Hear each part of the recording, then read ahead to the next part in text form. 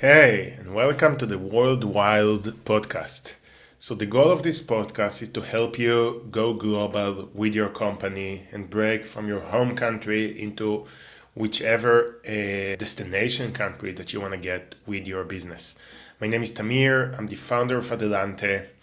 And Adelante is a Zendesk implementation and reselling. I started the company back in 2019.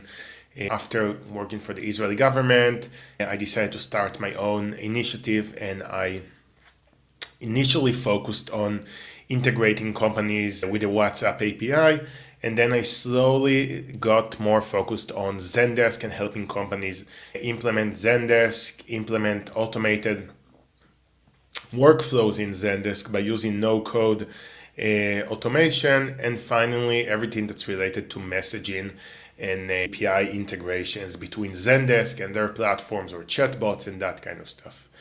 And I wanted to start doing this podcast because I was thinking about taking my company from Israel to the US and starting to work with US customers. And it was really difficult for me to find actionable advice on how to do that online, how to take your non-American company and move that company into the States and start working with American customers, that kind of stuff. So I thought this would be a good opportunity to create a podcast that will help entrepreneurs break into new territories and new countries with their companies. And so maybe a bit of a background on why did I even start thinking about taking Adelante to the US? And so if we look a couple of years back, like 2020, started doing a lot of Zendesk work and billing customers hourly and becoming an implementation shop or agency for Zendesk. And I gradually started looking into productizing our services. And so I tried creating a productized service with automation. I tried working with the WhatsApp integrations and charge for that service of building bots and that kind of stuff. But really, the one thing that always stuck and was the most successful is productizing the actual setup work for Zendesk that we were implementing for customers. So over time, we started formalizing the process and we started charging as a fixed price, increasing that price. We eventually reached a glass ceiling for that. One, because there aren't too many companies in Israel that are interested in customer service and implementing Zendesk.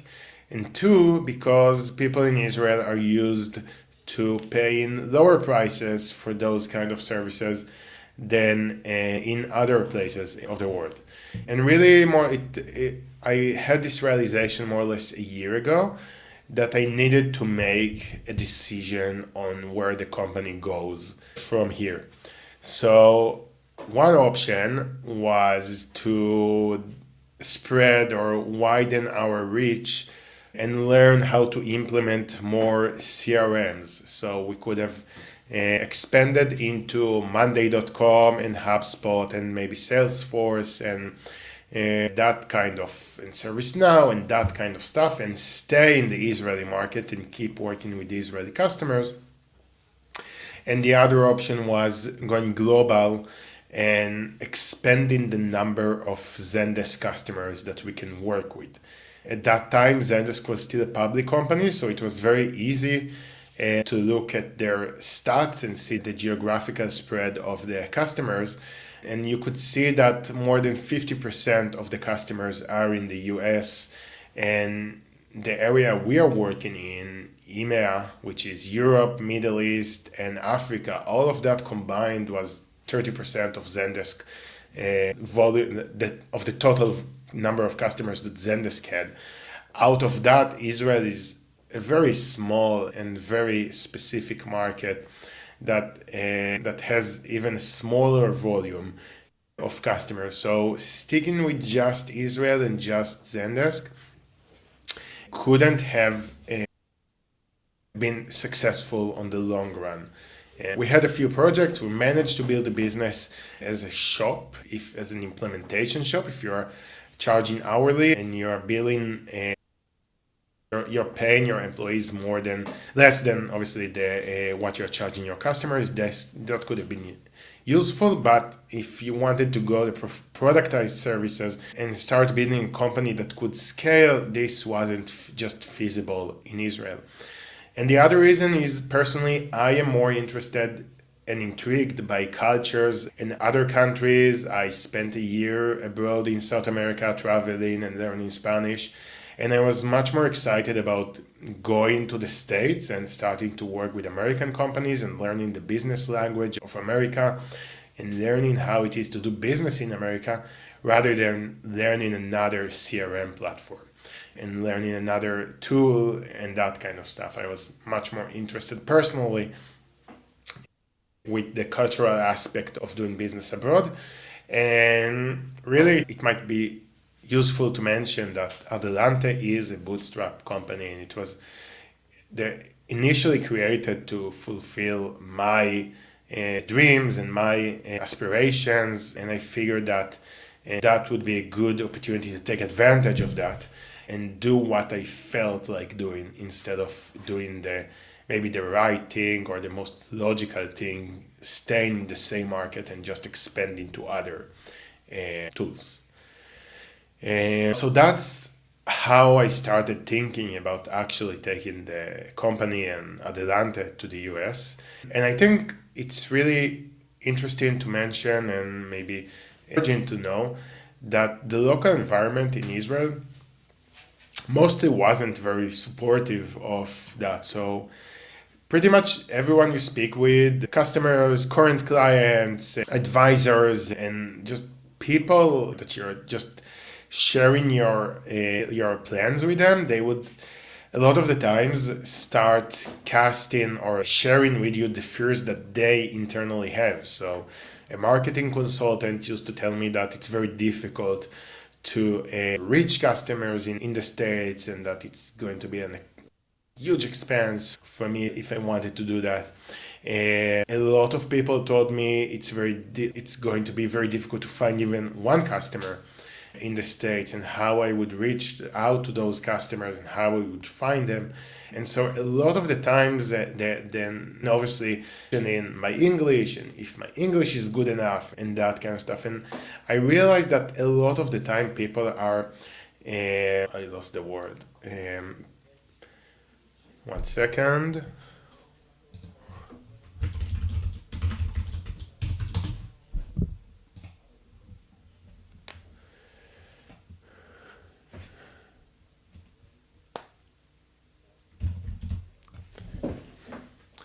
And so I realized let's get started. And so I realized that a lot of the times people are projecting their own fears and worries onto you. So it's very useful to know and very helpful to know how your actual self-worth, and if you know that your English is good, if you know that you have an idea and you have a plan on how you're going to reach out to those customers, how you're going to get customers in the States, then don't be discouraged by people in your local environment, in your home country, projecting their worries and anxieties over to you, because a lot of them have never done something like that before. And I think that's also a very good point in general. Just know who you get your advice from. If you are taking advice from someone that has never worked outside of their home country or never did anything on a global scale, then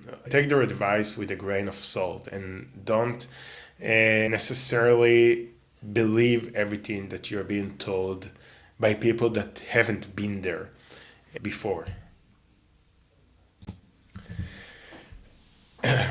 And so the only thing that was really important for me was to really expand the reach and the number of companies that we could potentially service. And I did some very preliminary research. I saw there is quite a high demand for Zendesk work on sites like Upwork. I saw there are definitely many more companies in the US using Zendesk than in Israel. I think In Israel, you would have 300 or 400 companies, let's say 600 companies in total using Zendesk across the board. So very small companies and very large companies. That's the maximum market size of Zendesk companies in Israel. And I already worked with 50 or 70 of them. So that's more than 5% of the market. Even if I would get another 5%, it would take me 3 years to do that. And it's very difficult to capture any more market share out of a very small sample size of Zendesk customers in Israel. And I wasn't entirely certain 100% how many companies are relevant for us in the States. At most, it could have been 50,000, which is the 50% of Zendesk total number of customers, which is 100,000 that are located in the US. Obviously, we ended up working with a much smaller number, but that was much more encouraging than having a fixed market size and fixed number of companies you could work with in the hundreds. And so I had the belief that this will definitely allow us to work with more companies and also with bigger companies than we used to work with in Israel. And I took a leap of faith at that point and I said, okay, everything would probably be better than working with the same market over and over again. So let's do it. And that was the time I was starting to build a strategy for moving from Israeli audience to the American audience and customers. And I think there are three main parts in here. And the first one, and probably the simplest one, but the most labor, the one that had the most labor involved, is translating all the content, the website, the case studies, the video materials, the marketing materials, translating all of that into English took quite some time. And standing up a new website and localizing all the content properly to English from Hebrew, that was quite an effort. And so I used several freelancers in the process of creating that localization effort and building all that system.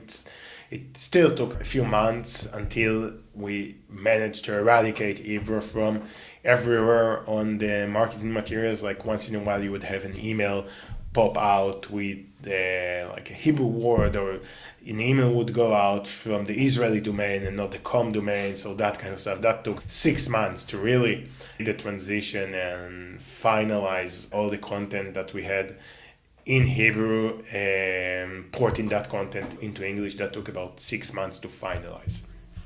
And the other thing I started doing was gathering a global team and building a team that could help me achieve those goals. Specifically, I worked with a marketing manager that was helping me build the go-to-market plan. And I'm still working with a copywriter that was helping me with all the localization and the content creation efforts.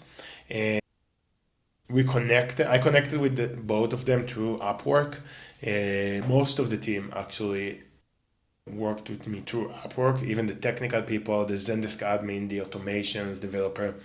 They are all through Upwork. I'm a big fan of Upwork and the flexible working schedule they help you establish. Obviously, same with normal employees. You still need to know who you're hiring and you need to work on finding out if they're a good fit or not and manage them and create tasks for them and that kind of stuff. But Upwork provides a very easy and I would say quick and dirty way to get this up and running fast. There are pros to working with freelancers, there are cons to working with freelancers. I'm a freelancer at heart, so I like working with freelancers more than I like hiring employees.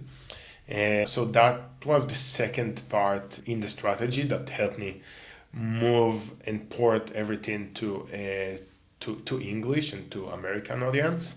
And the third thing that I think was very valuable, and it might sound like a very big detail, but it's actually very useful for everybody, even if you're not working with a vendor like Zendesk, is working with Zendesk US instead of Zendesk Europe was crucial for us, and I'll explain why. For a lot of American companies, if it wasn't done, if you'd never worked with a company in the States, or if the project was never done with a US company, it's like it never happened. And on the other side, the US headquarters has much more resources than the European headquarters. Just for you to understand how this works, every area has a partnership organization, and that partnership organization has partner managers, and they are responsible for different geographies, size of partners, size of deals, that kind of stuff. And so the US partner organization is much stronger and bigger than the European side of the European counterpart. And working with the US partner organization allowed us to get better visibility into the referral payments that before hit or miss with Zendesk. It allowed us to share information with them and get information from Zendesk, and get access to Crossbeam. If you know, that's a tool that partners, vendors use to share information on joint customers with their partners. And it allowed us to get marketing funds, marketing development funds, to work on campaigns related to getting new customers for Zendesk in the US. So all of that could only happen if you work with the US, with Zendesk US, instead of working with the regional office, in our case, Zendesk Europe.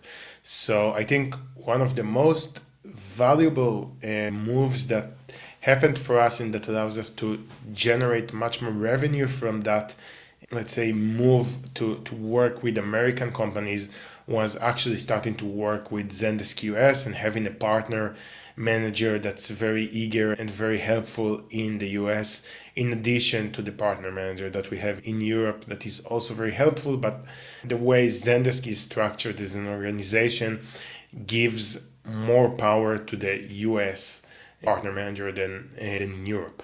And so I think those were the three things that strategically were crucial for moving and porting the business from Israel and into America. And so on a more personal note, so once I've decided that this is happening and I've started to see some traction with customers signing up to work with us, even while I was still in Israel, I started discussing with my spouse, my girlfriend, about doing a mini relocation for a limited period. And really, what's a mini relocation? So when executives or company owners want to start a business in the US, a lot of the times that entails moving the whole family for a couple of years, 2 or 3 years, to the States,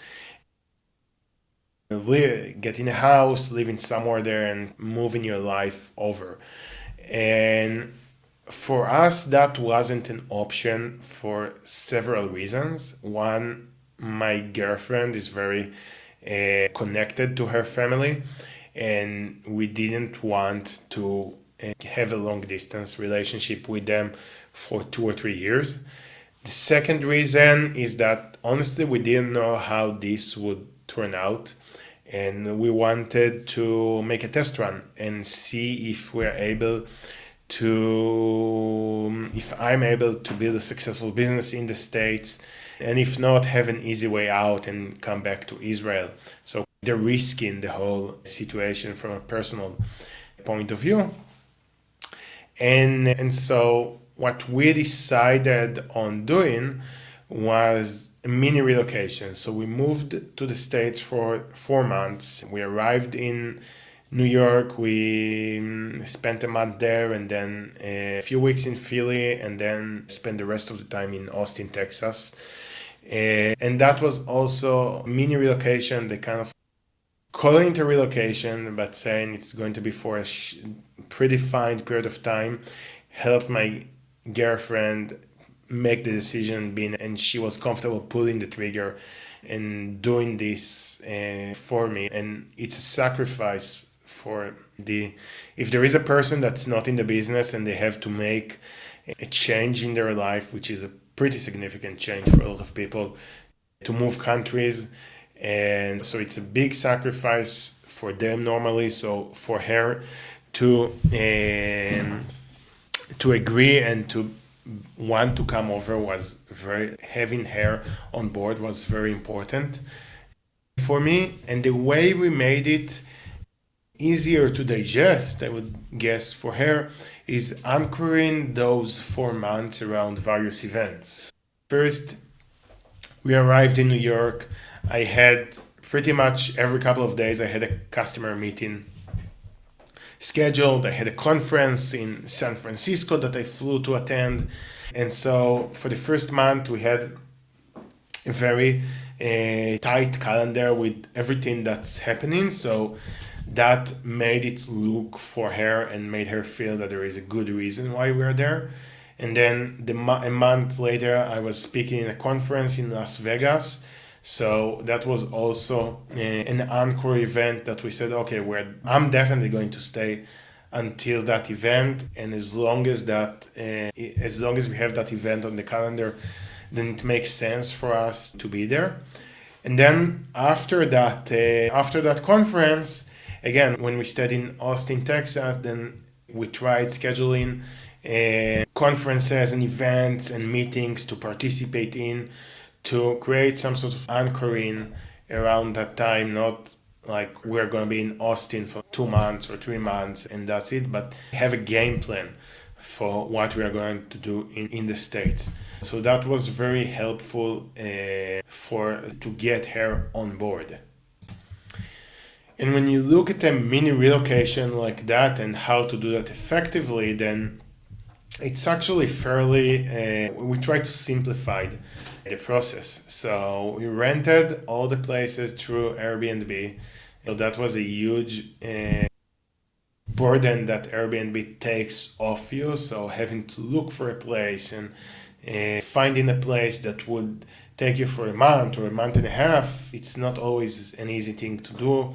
So Airbnb being able to schedule places in advance and then also make changes. If we had a change in itinerary or dates, that was a big part of what made this mini relocation very easy. Obviously, if you're going to stay there for 2 or 3 months, you want to find a house that's comfortable for you and you want to find a house that you like.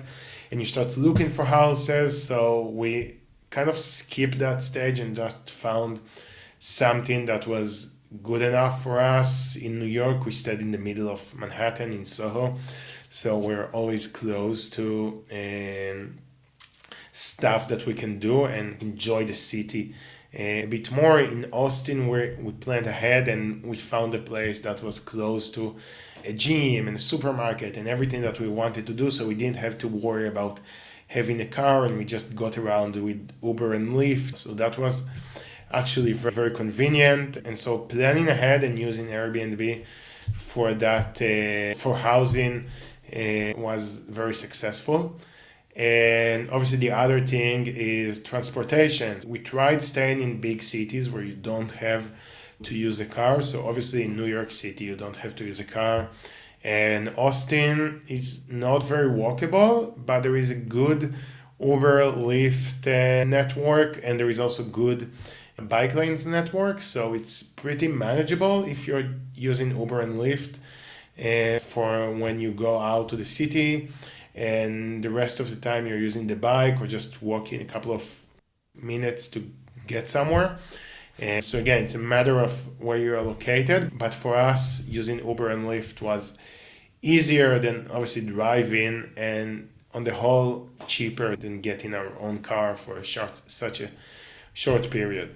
And then in terms of food and how you run your life, we're always cooking. So we made sure that everything we get on Airbnb has a kitchen and allowed us to cook fairly easily for ourselves without having to eat outside every time, and that helped with diet and staying in shape and stuff that you want to maintain while you're on such a trip. You don't want to start gaining weight and losing your diet. So that was actually very important for us and for me to stay sharp and stay on top of my game. I need my gym, I need my diet. So that was very important for us as well. And I think to start wrapping up this episode, I think there are two more important points to discuss, which are the learnings, both from the business side and also from actually living in the US. And so, starting with the business side, I think there are a couple of very important things to understand and to know when you're starting to working with the US and Americans. First thing is that you need to learn the business language. Like every country in the world, business in America has its own language, and you're gonna learn that over time. The things that were very new to me is, for example, where's the DocuSign? So you send a proposal to someone, you want them to sign up for your service or your project, and they ask you where is the DocuSign. So in Israel, I could send people a link to the sign up page on my website, to the landing page, or I could send the W or the statement of work or the scope of work on email, and that would go through. But in the US, no matter how big or small the engagement is, a lot of the times people are expecting to get a DocuSign from you to sign up for your service, to sign the terms and the agreement, sign the terms and sign the agreement for your service. DocuSign is actually a service, but it became such a household name that just the agreement is actually referred as a DocuSign. Even if you're not using DocuSign for your signatures, you're still going to get asked where is the DocuSign. So that's one thing that caught me by surprise in the beginning, and then once you started learning how the system works and how people are used to doing business there, then you start anticipating that in advance. The second thing is how you speak when you're speaking with prospects and customers. In Israel, we are very direct. It's very to the point, and this is what we're going to do. This is how much it's going to cost, and we're gonna go over that in the call. And then if you're happy, I'll send you the sign up link, and bam, that's it, deal closed. In the US, you need to be a bit more subtle than that. You need to speak about the game plan.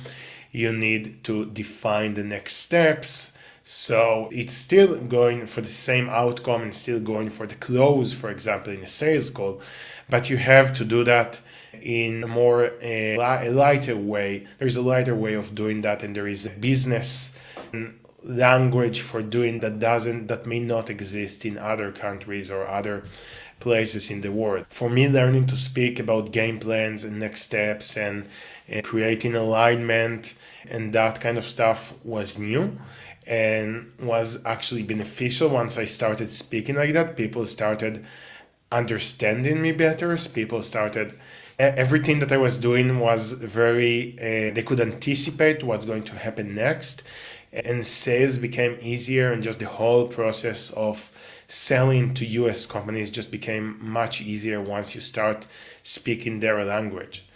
The next thing that I learned while doing business in the States is some countries, Israel specifically, have a lot of the times the customers are looking for all-in-one solutions. So they want a solution that does A and B and C. And for example, in Israel, a lot of the CRMs are also creating invoices, and they're also serving as mini ERPs, and they manage your inventory if you're an e-commerce store, and they also manage your customer support. And so it creates the market is used to getting solutions that are more all-in-one, even if the level of each module in that solution is not as good as products that are point-on solutions, Whereas in the US, the market is more used, and that might be changing now, but the market is generally more used to point on solutions. So you're an expert, you're in a knowledge industry, or you're working on a specific part of the business.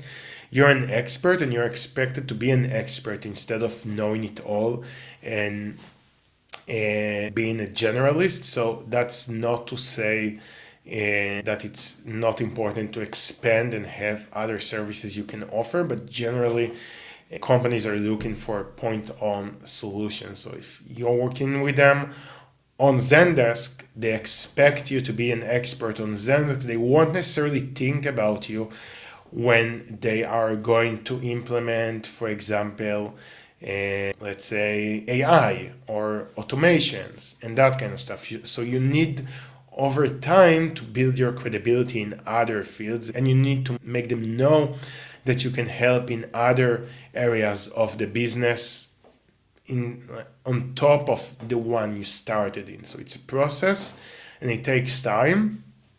And I think the last thing I learned doing business in the States is using the local community in the States for connections is very useful.